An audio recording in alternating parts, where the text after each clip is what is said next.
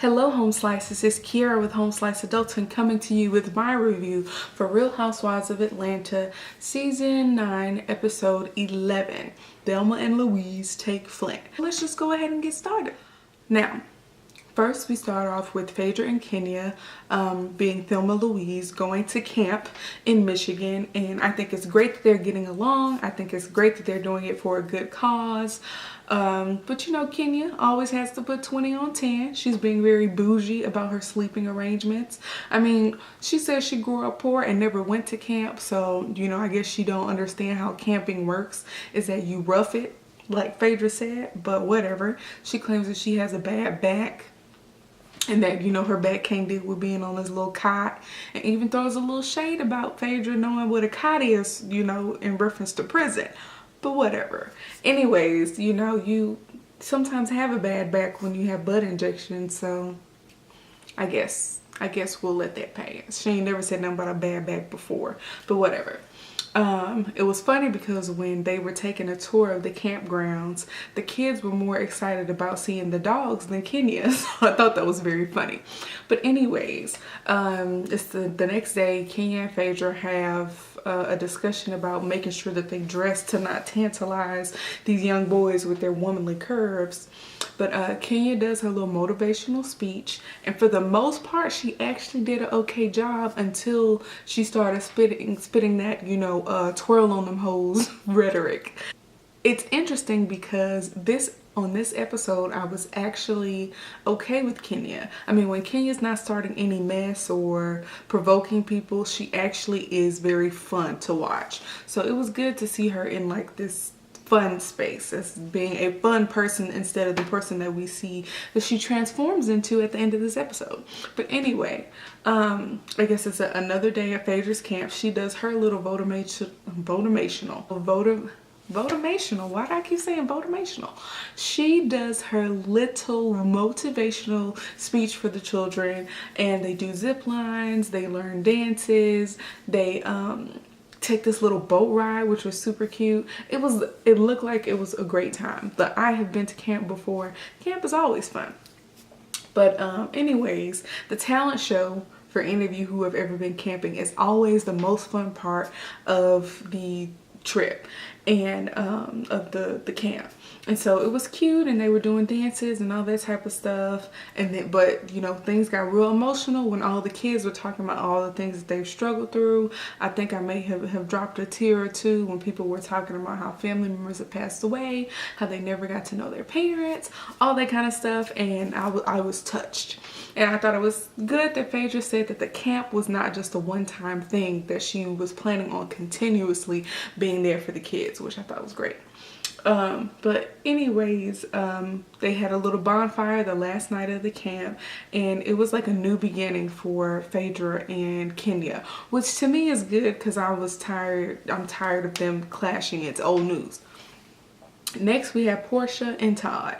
So, you know, I don't agree with Porsche on a lot of stuff, but I'm here, you know, for her saying, you know, you and I are together and I love you, but you quit your job for me, but you don't know what your intentions are for me. Something about that is very fishy. I'm happy that Porsche picked up on it because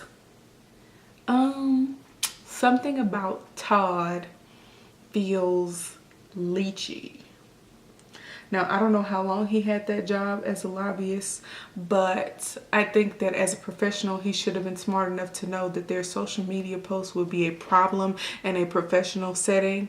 So the fact that he did quit his job as a lobbyist, which as far as I am concerned is a good job for Porsche, I mean, there's nothing less attractive than a man with no job.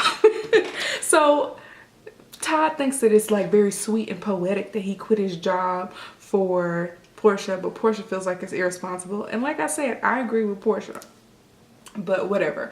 Something about Todd, to me, feels like he's ditzy, he's flaky, he's manipulative. He tries to flip things around on Porsche and make things her fault. I don't want to say that he is a gold digger, but this Todd actually seems like an opportunist as opposed to Candy's Todd, but whatever. Anyways, Portia has this little episode of fainting because she has a condition where there's not enough blood going to her brain. You know, sometimes the jokes just write themselves. So anyways, Shamia is over there taking care of Portia while Portia is on bed rest. And Shamia is being rude while Phaedra's on the phone because, you know, Shamia and Phaedra don't really get along. Anyway, Todd comes by to check on Portia, and their interaction was not very good, especially since she's supposed to be on bed rest. Portia tells us that Todd was in the mood for some midnight delight, and Portia, because she actually has a job, unlike Todd, was not in the mood for it because, you know, she needs her rest. And it got so bad to the point where Portia got up and left, and they hadn't spoken in a few days. And Portia was telling him that, you know, the doctor said that I fell out because of stress, and Todd was acting clueless, like he didn't know why she would be stressed out when their relationship is really not going well, especially since it's just in the honeymoon phases. And so Todd is no longer on my good list. Initially, I thought it would be a good fit, but I don't like Todd. I think that he is manipulative. I think that Portia feels like he has too much time on his hands, that he's not actually looking for a job, and that he's not being understanding of her work schedule. Whereas Todd tries to flip the script and say, hey, because you're working so much, you can't squeeze me in anymore. I feel neglected in this relationship. And Portia, I feel like she kind of feels like if you had a job, maybe you wouldn't be so preoccupied with me. I am not here for Todd, so whatever. Portia actually showed a lot of maturity. She was being very honest with him, saying that it's a deal breaker for him to not have a job, and that she would really want their relationship to be okay before moving forward. And like I said, he flips it on her, saying, oh, well, that means you'll make more time for me and whatever, blah, blah, blah. He annoys me. But anyways, they end the conversation on an awkward note, and Portia's like, I don't need this right now. So Portia and Todd, I don't think they need to be together. We see Kandi and Cynthia. Kandi let this whole invitation thing get out of hand. Cynthia actually comes over, brings some stuff, because Cynthia needed a place to stay. So Cynthia was trying to make herself at home, and I feel like Kandi kind of got offended that Cynthia brought over cereal and Febreze and that type of stuff. And I have seen that. There are some people who get offended by you bringing your own stuff to their house because they're like, you know, we have this stuff here. You know, we're not poor. I don't know where you thought you were coming. But for Cynthia, it's like she brought her own stuff because she didn't want to impose upon Kandi. So I see both sides of it. But anyways, the guest room looked awesome. And the next day, Cynthia gets a call from her realtor, Flavia, which is the worst name ever, but apparently the house has approved to close. The final appraisal came through for $950,000, and Kandi can't wait to spend the night at Cynthia's lake house. Moving on, we have Sheree and Bob. This time around, it was very interesting to see them interact, and it was less fake or contrived. It seemed like they were actually enjoying each other's companies, but whatever. Bob says that since their last date didn't really go so well when he took her to that vegan kitchen, he's being nostalgic about the good trip that they took to Paris, apparently when they were married. Now we found out that they got kicked out of Spain because they had a little physical altercation because Bob was talking to some girl and Sheree didn't like it, so Bob took a glass of wine and threw it in Sheree's face, and Sheree just started swinging. So I don't blame Sheree, but there's something wrong with a man that will throw a drink in a woman's face. So he's like, oh, we coming to Chateau Robert, and he has French fries and burgers, whatever it is that they have eating. He does a little cabaret action with him dancing in a boa, and it's funny enough. Bob is, you know, comedic relief for the show. Yeah, when Sheree was stumbling over her words trying to figure out how to lie and tell us what originally attracted her to Bob, she was very she was very hesitant, or like it didn't come to her mind right away. And I'm like, we can fill in these blanks. Well, what attracted me to Bob in the first place was money. He was a football player, financial stability and security. I know it wasn't his eyes, so we know what the deal is, Sheree. You don't have to lie to us, but whatever. she finally landed on the adjective charming. And Bob doesn't strike me as charming, but he ain't my husband, whatever, or wasn't my husband. So Bob thanks Sheree for being a good mom, which was very, almost a little heartwarming. Sheree said that he had never thanked her for that. So is all this real? I don't know, and I kind of don't care, because Sheree's only purpose in this, you know, in Real Housewives of Atlanta is to be messy. So whatever. Let's talk about this dinner, which is going to take up the vast majority of this this review, and I'm actually over it. Like, I watched the episode twice. The first time I just watched it. The second time I took notes, and I was actually tired of taking notes on this dinner because so much stuff happens. So I'm just gonna try to make it as concise as possible. So the purpose of the dinner was so that Phaedra could tell everybody how the camp went and to thank them for their contributions to the camp. As far as the pop-up shop goes. Now, Phaedra decided that since she had so much fun camping with the kids, that she wanted to do glamping, which is glamorous camping, like basically bringing kind of like a hotel to a campground. Anyways, so at first everyone kind of seemed like uninterested, but they all said that they were down, because we know that they all have to have a trip on every single, you know, season of Real Housewives of Atlanta. And on that trip, you know, all the mess goes down because they're all together and they don't have nowhere else to go. But anyways, I initially was enjoying Kenya on this episode because she was being real fun at the campgrounds, but Kenya went right back to her negative attitude. She had to bring up, you know, the fact that Porsche is just so super violent, and she never gave us an explanation for why she kicked the crap out of, you know, Jamie. And it's like, Kenya, nobody has to explain anything to you. Why are you so hung up on something that happened 3 years ago when Matt kicked out your windows last week? You need to be worried about Matt whooping your behind and less about Porsche. And the fact that Kandi kind of jumped on the bandwagon, and even Cynthia. And I mean, I feel like there is definitely nothing wrong with them asking about her progress. But like Porsche said, if they really cared about her progress, it wouldn't have come up in a forum like this. They would have had a phone call with her and asked her that in private, because it's clearly something that, you know, she's not proud of, or that she is not comfortable with discussing in front of the whole group of women. And Kenya just took it way too far, and she was saying, oh well, you know, anger management clearly must not be working for you. And Phaedra told me that when we went to the mystery room, you were planning on telling us about your progress, which Phaedra did say that, but I have to go back and see if Porsche actually said that, because Porsche said something along the lines of, I wanted to invite everyone to the mystery room so that people can see that I'm trying to change, and that I'm trying to do things together and try not to be so volatile, that type of thing. But I don't know if Porsche said that, you know, basically the mystery room was an opportunity for her to report back on how anger management is going. So whatever on that. But Porsche was very caught off guard by everything. She felt ganged up on, and I definitely feel like Kandi was piggybacking off of what Kenya said, and I feel like Kandi got too mad over the word piggyback. It was very annoying to me. I did not like Kandi in this instance. I feel like Porsche could have handled everything a little bit better, but at the end of the day, the whole situation was a mess.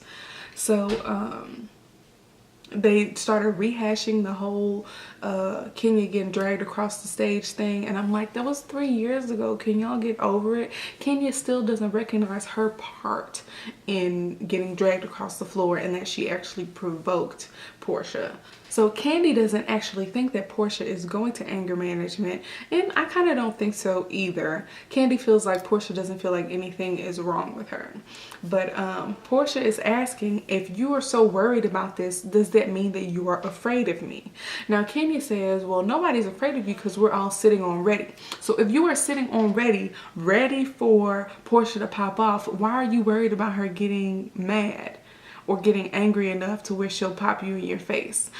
Kenya is not legitimately worried about Porsche and Portia's well-being and Portia's mental state. Kenya is villainizing Portia and making her seem a lot worse than she is, and it pisses me off. Anyways, Kandi was saying, oh, they want to know what her triggers are. We know what Portia's triggers are. If you make the girl mad, if you provoke the girl, she is going to get angry.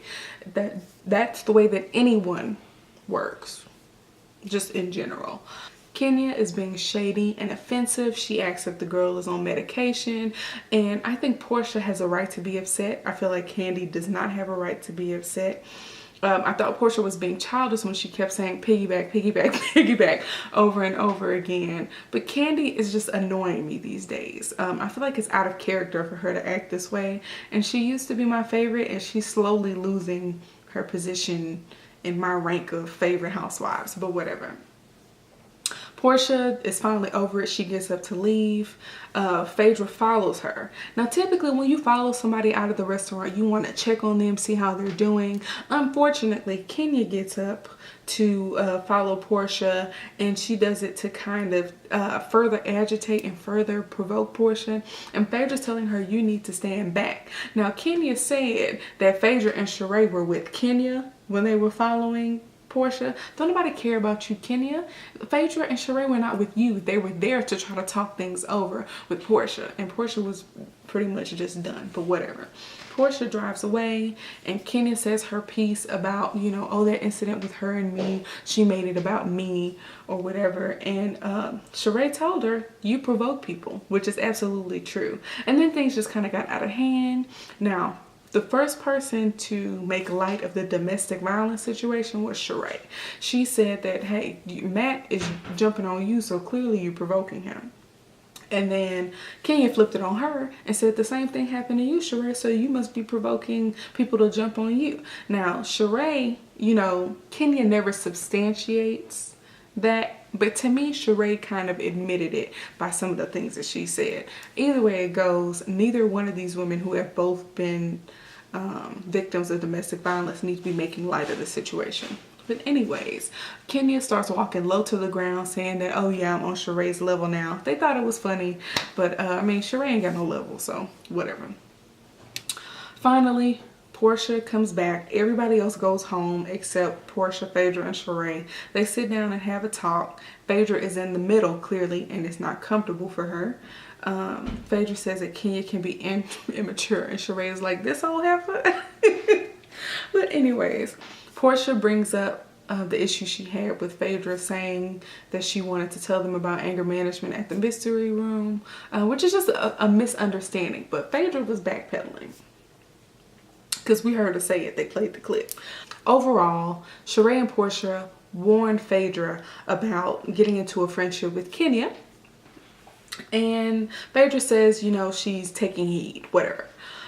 Portia was right about Kandi getting too upset over the word piggyback, and that something is brewing with Kandi. I 100% agree. But either way it goes, I felt like at the end, Portia was a little too hype, and I'm dressed in black and I'm dead in it, but whatever. Anyways, moving on. I'm over the whole thing. I hated even talking about that dinner with the girls. Anyways, next time they actually prepare to go glamping together, Sheree starts bringing back mess, doing the thing that she does best. She brought back mess to Shamia about what Phaedra said about her husband hopping all over Atlanta.